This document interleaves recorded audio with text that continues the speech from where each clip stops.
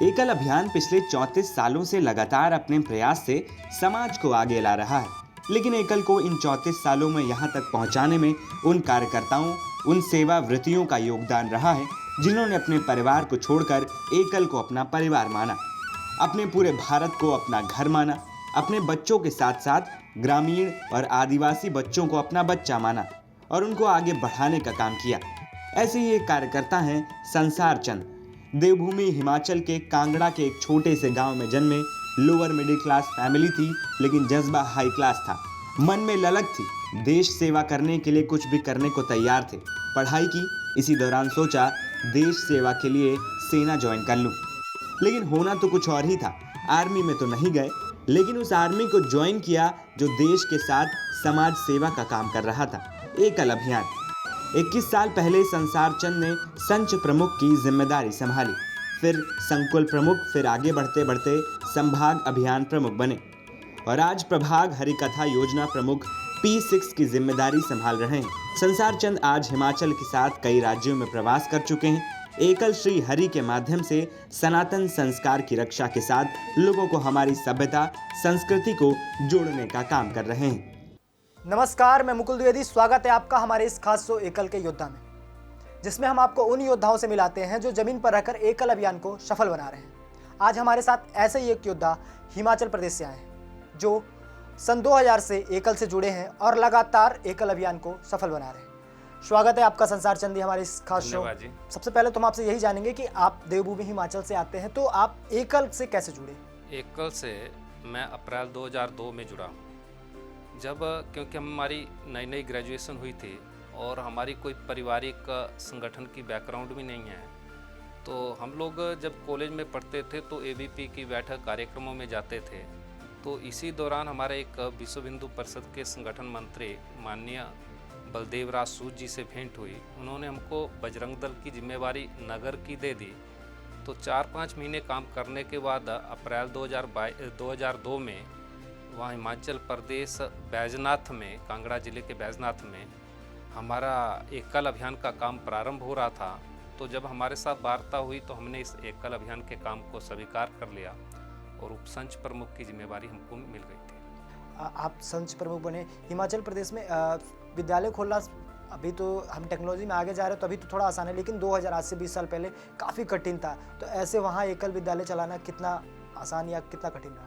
शुरू में जब हम लोग अभियान का काम हमने स्वीकार किया तो सचमुच ठीक आपने ये बात कही है कि हमको शुरू में बहुत कठिनाई आती थी, क्योंकि जब हम लोग गांव में जाते थे तो हम अगर विद्यालय, हम लोग पढ़ाई की भी बात करते थे तो भी गांव में प्रश्न ये होता था कि हमारे गांव में हर पंचायत में उस वक्त की स्थिति है कि हर पंचायत में विद्यालय, प्राइमरी विंग के विद्यालय थे ही, तो फिर इस एकल विद्यालय को हम गांव में क्यों स्वीकार करेंगे। तो फिर हम लोग वहाँ बात करते थे, गांव के लोगों को इकट्ठा करते थे। उसमें हम लोगों को कई बार गांव के लोगों से मिलना पड़ता था। फिर हम उनसे बात करते थे कि ठीक है, जिन विद्यालयों में हमारे बच्चे जा रहे हैं उन विद्यालयों में जाते ही रहेंगे, लेकिन इस अभियान के माध्यम से संस्कार शिक्षा दी जाएगी, ग्राम संगठन की बात रखी जाएगी। तो इस प्रकार से फिर गांव के लोगों ने हमारे इस काम को स्वीकार किया और उसके परिणाम भी निकले, क्योंकि हमने जब बात रखी कि विद्यालय में तो सिर्फ बच्चों को ही पढ़ाया जाता है, लेकिन हमारे इस एकल विद्यालय में आने वाले बच्चों के साथ साथ बच्चों के परिवार को, बच्चों के अभिभावकों को भी और अभिभावकों के साथ साथ गाँव के लोगों को भी पढ़ाया जाएगा। आपने बताया कि बच्चे विद्यालय के बाद एकल विद्यालय में आकर पढ़ते थे। तो हिमाचल प्रदेश में पहाड़ी क्षेत्र है, तो वहाँ गांव जो होते हैं काफ़ी छोटे छोटे होते हैं और एक गांव से दूसरे गांव की कनेक्टिविटी बहुत लंबी होती है, प्रायः निचले देश के निचले भाग के। तो वहाँ कैसे बच्चे कैसे आते थे? क्या आप घर घर जाके उन्हें, उनके पेरेंट्स को बताते थे या फिर बच्चे कैसे आते थे? ये बिल्कुल सही बात है, क्योंकि वो 20 वर्ष पहले की बात है। आज फिर भी कनेक्टिविटी की बहुत सी सुविधाएं हो गई है, लेकिन उस वक्त की जब हम लोग विचार करते, बात रखते हैं, सोचते हैं, तो उस वक्त कनेक्टिविटी के लिए बहुत दिक्कत होती थी। क्योंकि हमारे पहाड़ों में क्या है, ज़्यादा से ज़्यादा 10, 12, 15 परिवार से अधिक परिवार नहीं होते थे। अगर होंगे भी तो नाले पार होंगे। अब नाले पार के बच्चों को लाना ले जाना कठिनाई होती थी और पहाड़ों में दूसरी ओर चुनौती क्या थी कि वहाँ अंधेरा भी जल्दी हो जाता था। तो इसलिए वहाँ पर हम लोगों ने शुरू में ही ये फोकस किया था कि विद्यालय प्रारंभ करने से पहले ग्राम की समिति बनाते थे। जब ग्राम की समिति बनाते थे तो उनसे ही हम लोग आग्रह करते थे कि ये बहन सिर्फ आपके बच्चों को पढ़ाएगी, आप ये सोचेंगे कि बच्चों की पूरी देख रेख लाना ले जाना ये बहन अकेली नहीं कर पाएगी। अगर आप इसको स्वीकार करते हैं, आप अपने बच्चों को, आपके मोहल्ले के जो बच्चे, आपके अगल बगल के जो बच्चे हैं, उनको अगर आप हमारे विद्यालय केंद्र तक छोड़ने की और ले जाने की जिम्मेवारी ले लेते हैं तो हम यह विद्यालय प्रारंभ करते हैं। तो हमने जब शुरू में ही बात रखी तो उसमें हमको ये प्रसन्नता ये होती थी कि हमको 2-4 लोग मिल जाते थे जो उस बहन के साथ सहयोग करने में, इस काम को शुरू करने में अपना योगदान देने के लिए तैयार होते थे। तो इस प्रकार से वह हमारे विद्यालय चलते हैं। आपने सन 2002 में चालू किया, आज 2023 है, 21 साल में। तो इन 21 सालों में कितने विद्यालय आज एकल के हिमाचल प्रदेश में चल रहे हैं और उनका क्या इम्पैक्ट आया है? आज जैसे 21 वर्षों में, जब 21 वर्ष पूर्व की बात हम लोग सोचें तो जब मैं ही अप्रैल 2000, क्योंकि हिमाचल प्रदेश में 2000 में विद्यालय प्रारंभ हो गए थे, लेकिन मेरी जो स्वयं की एकल अभियान में आगमन हुआ है वो अप्रैल 2002 में हुआ। तो उससे पहले 30 विद्यालय हमारे कांगड़ा जिले के ही पालमपुर में चलते थे। तो उन 30 विद्यालय 2 वर्ष तक चलते रहे, उसका एक्सपेरिमेंट जैसा वो करते रहे। फिर अप्रैल 2002 में जब हम लोग आए तो फिर हमारे सामने माननीय श्याम जी भी हम लोगों से मिलने के लिए माँ ज्वाला जी में आए थे, हमारे साथ बैठे बातचीत की। तो माननीय श्याम जी ने ही कहा कि आप हिमाचल प्रदेश के बारे में इस एकल की ओर से कोई सपना सोचो और माँ से प्रार्थना करो कि वो सपना पूर्ण हो। तो हमने उस वक्त अपने विचार से बहुत हिम्मत करके ये सपना देखा था कि हम इस हिमाचल प्रदेश में आने वाले 15-20 वर्षों में 1000 गाँव में विद्यालय पहुँचाएंगे। तो आज मुझे बोलते हुए प्रसन्नता हो रही है कि आज जो हमने 2002 में 90 विद्यालयों से काम प्रारंभ किया हमने, आज वो 8500 गांव में पूरे हिमाचल प्रदेश में पहुंच गया है। हिमाचल प्रदेश में 12 जिले हैं, जिनमें से एक उन्ना जिला को छोड़कर 11 जिलों में हमारा काम है। हमारा चाइना बॉर्डर किन्नौर के साथ लगता है, लाहौल स्पीति, ये इंटीरियर जितने हमारे ज़िले हैं, इन सब ज़िलों में हमारा काम आज एकल अभियान कर रहा है। जब आपने काम शुरू किया, काम धीरे धीरे आगे बढ़ाया, तो क्या कभी स्थानीय प्रशासन या सरकार की ओर से ऐसे अपोज आए कि आप ये क्या कर रहे हो, क्यों कर रहे हो, ऐसा कुछ कभी कठिनाई आई?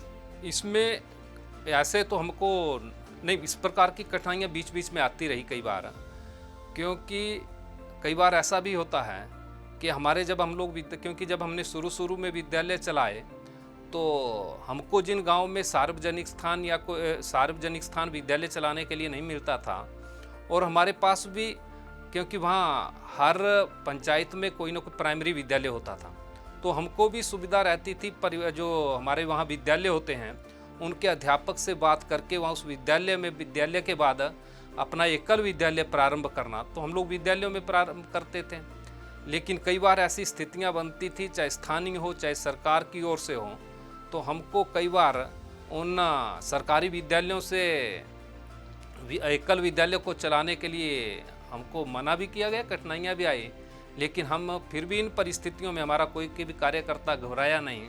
और आज हमारे लिए प्रसन्नता है कि सरकार के कोई भी प्रशासनिक अधिकारी कोई भी हो, एकल विद्यालय के लिए स्वागत में रहते हैं। जब भी हम लोग कोई कार्यक्रम, कोई हमारे प्रशिक्षण चलते हैं, उनमें जब हम उनको बुलाते हैं तो हमारे लिए आने के लिए तैयार है, और सब जगह एकल का प्रचार है, ऐसा उसमें। अच्छा, किसी भी संगठन के लिए कार्यकर्ता सबसे अहम होते हैं। आप भी एक कार्यकर्ता रहे, तो जब आप कार्यकर्ता बने, पहले तो आप पढ़ाई लिखाई करते थे, एबीपीवी से जुड़े थे, लेकिन उस दौरान जब आप एकल से जुड़े, समाज सेवा में आए, तो परिवार की ओर से कोई अपोज आया आपके लिए कि बेटा ये क्या कर रहे हो, या फिर जो भी फैमिली मेम्बर उन्होंने आपसे कहा हो कि ये क्या कर रहे हो? इसमें निश्चित रूप से ऐसा रहा है, क्योंकि जब हमारी ग्रेजुएशन, पोस्ट ग्रेजुएशन हुई, उसके बाद हर माता पिता का कोई ना कोई बच्चों को लेकर सपना रहता है। ऐसे ही हमारे माता पिता जी का भी कोई सपना रहा होगा, और मैं खुद भी हमारे जिस एकल अभियान में काम करने के लिए जिनकी हमको प्रेरणा मिली, जिन्होंने हमको उत्साहित किया है, वो माननीय राकेश भूषण पांडे जी थे। तो उस वक्त मेरी सेना में भी मेरी नियुक्ति हो गई थी, पर उनका प्रभाव हमारे ऊपर ऐसा था कि मैंने खुद वो सेना की नौकरी भी छोड़कर इस एकल अभियान के काम को स्वीकार किया। तो फिर माता पिता से जब वो हमारे राकेश भूषण जी बीच में अधिकारियों का आना जाना हुआ, तो फिर माता पिता भी बाद में समझ गए कि अब ये बाकी नौकरी पेशा नहीं करेगा, ये इसको तो कुछ और ही काम करना है, भारत माँ का काम करना है। तो आज इस प्रकार से कोई माता पिता को ठीक है, जहाँ भी हम लोग भारत माँ की सेवा में लगे हैं। आपने सेना की नौकरी छोड़ी, खैर वो भी देश सेवा होती, आज भी समाज सेवा राष्ट्र सेवा कर रहे हैं, तो कभी अफसोस नहीं हुआ कि काश मैं सेना में ही रहता, समाज सेवा? नहीं, इसमें अफसोस की कोई बात नहीं है, क्योंकि देखिए प्रायः हाँ, होता है, क्योंकि क्योंकि आप होता है। समाज सेवा कर रहे हैं तो कुछ अर्जित नहीं करेंगे, लेकिन आप अगर देश के लिए करते तो परिवार को भी आपको सहारा मिलता, तो ऐसा नहीं लग? वो बिल्कुल सही बात है, क्योंकि इसमें एकल अभियान में जब हम लोग जुड़े तो एकल अभियान में एक अपना अजीब जैसा उसमें है, क्योंकि परिवार भाव बनता है, इसमें जो प्यार मिलता है, सम्मान मिलता है, ये वास्तव में बड़े से बड़े जो होता है, मानो जैसे आपने कहा कि मानो धन अर्जित ये सब, तो ये सब उससे बहुत दूर चला जाता है। हमको उसमें लगता है कि हमारे आगे ये माया पदार्थ ये कुछ नहीं है, तो हम उस प्यार में, उस परिवार भाव में इतना घुल मिल जाते हैं कि हमको लगता है यही सब कुछ है। अच्छा, एक सवाल मेरा, मैं आप हमारे दर्शकों को, जैसे आपने सेना की नौकरी छोड़ी, आप समाज सेवा में, तो लोगों को पता है, क्योंकि आज दुनिया इतनी तेज़ जा रही है कि लोगों के पास समाज सेवा के लिए समय नहीं है। आज शहरों में खासकर आप देखो कि लोग अपने घर के बगल में नहीं पता होता कि क्या हो रहा है, तो उन लोगों को क्या संदेश देंगे कि वो समाज से जुड़े, समाज के लिए कुछ करें? निश्चित रूप से समाज के लिए करना चाहिए, कुछ ना कुछ करना चाहिए, समय देना चाहिए। और मेरा तो ये भी मानना है, और मैं सचमुच इसके लिए अपने आप को भी सौभाग्यशाली मानता हूँ कि हमें एकल अभियान में कार्यकर्ता के रूप में काम करने का अवसर मिला है। क्योंकि एकल में तो सब प्रकार से हर प्रकार से आदमी समाज की सेवा कर सकता है। जो मानो परिवार का काम कर रहा है, परिवार के लिए कुछ कर रहा है, अपना व्यवसाय कर रहा है, वो भी अपना कुछ ना कुछ महीने में 1-2 दिन देकर अपनी समाज सेवा में योगदान दे सकता है। जो सरकारी सेवा कर रहा है, कहीं अध्यापक के पद में है, अध्यापक की नौकरी कर रहा है, वो भी अपने अनुभव का लाभ हमारे इस एकल अभियान में दे सकता है। तो मेरा तो सबसे आह्वान ही है कि हम जिस भी रूप में हो, हम पूर्णकालिक के रूप में, जरूरी नहीं हमको पूर्णकालिक के रूप में समय देना है, हम स्थानीय कार्यकर्ता के रूप में, समिति के रूप में भी हम इस समाज सेवा में एकल अभियान के साथ जुड़कर समाज सेवा में अपना योगदान दे सकते हैं। तो एक सवाल और है कि आप अभी संघ प्रमुख से आपने अपने करियर की शुरुआत की, मतलब समाज सेवा में आए, तो अभी आप कौन सा पद संभाल रहे हैं? अभी मेरे पास पश्चिम उत्तर प्रभाग P6 जिसको हम लोग बोलते हैं, जिसमें हिमाचल प्रदेश पूरा 2 संभाग उसके हैं, जम्मू कश्मीर उसके 2 संभाग उसके हैं, और पंजाब प्रांत ये इसमें आते हैं। तो इस पश्चिम उत्तर प्रभाग P6 का हरी कथा योजना का योजना प्रमुख की दायित्व मेरे जिम्मे है। आखिरी सवाल मेरा है कि आप जो भी हमारे कार्यकर्ता हैं, एकल के कार्यकर्ता हैं, और जो भी एकल के आचार्य हैं, उन लोगों को क्या संदेश देंगे, उन बच्चों को क्या संदेश देंगे जो एकल में पढ़ रहे हैं?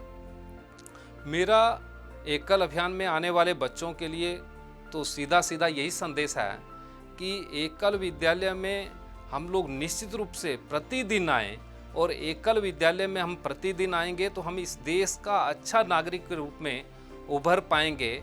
और जब हम इस एकल अभियान में आकर ये जो हमारे संस्कार, शिष्टाचार की बातें जो हम लोग सीख रहे हैं, हम हिंदुत्व की जो बात कर रहे हैं, इससे निश्चित रूप से हमारा आने वाला भविष्य, हमारा देश और भी आगे जाएगा। हमारे देश के लिए बहुत अच्छे नागरिक आज के बच्चे कल के देश का भविष्य हैं।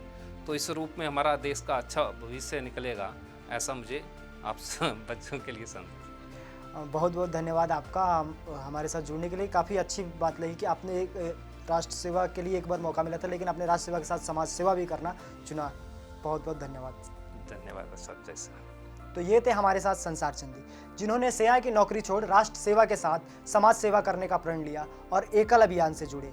आज एकल अभियान के लिए लगातार वो कार्य कर रहे हैं और एकल अभियान को सफल बना रहे हैं।